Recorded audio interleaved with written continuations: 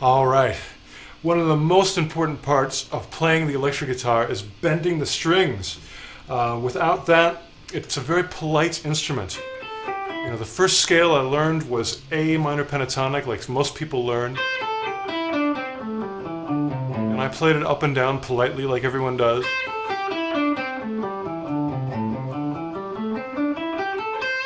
But I remember the day when I learned to bend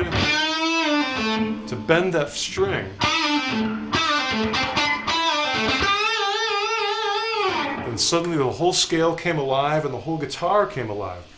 And to make your guitar come alive, what I recommend is to search out all the places where you can bend within the keys that you use the most.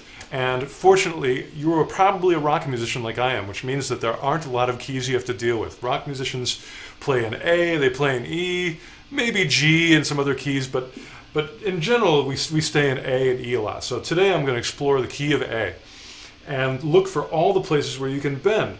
For example, within the pentatonic scale, there's a good spot from the 7th up to the root. Usually you're bending up to a strong note. The root, A, is a strong note, so let's bend below it, up to it. The 5th is also a strong note, the E note, so we'll go from D to E. And what other ones? Maybe from the up to the 3rd, we need to go to the 9th, which would be B to C. So we could do a lick just like that.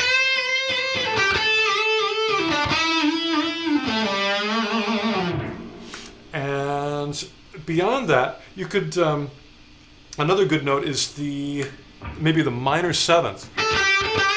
So let's go below the minor 7th and push the 6th up to that 7th, F sharp to G. Very good for blues and rock playing, you know.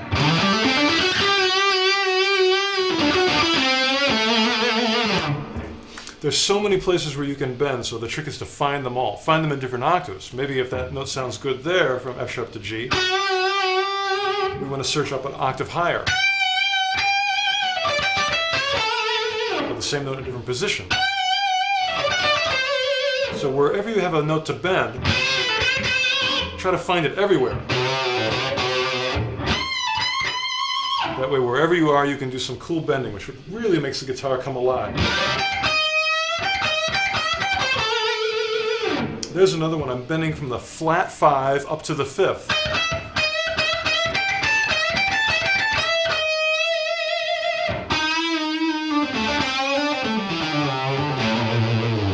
So you can even get like neck diagram paper and just write out all the places where you can bend and also how far, because not all of the places have an equal size of bend. Like if you're going from the one we just did, that's a half step bend.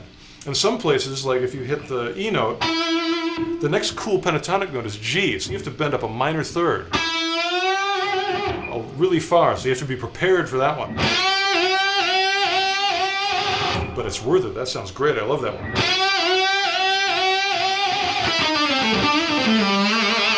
I start making rock and roll faces when I play that note.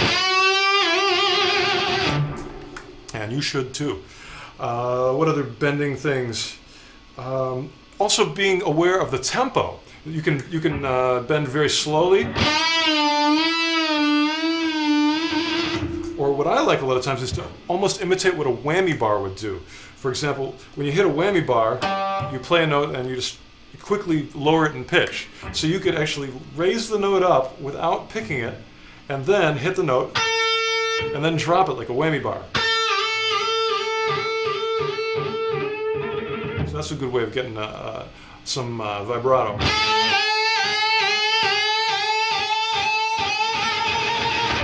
So I think if anything, I really want to plant the love of vibrato into your ears, because if it gets in here in your ears, you're going to want to do it and you're going to be a better guitar player and everyone's going to want to listen to you.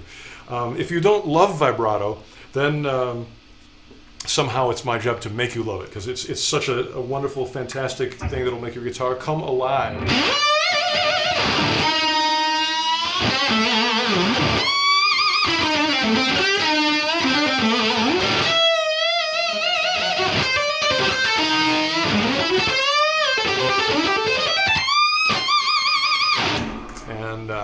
So please feel the love, stick it into your ears, and bend the strings and make them come alive with rock and roll, bending, and vibrato.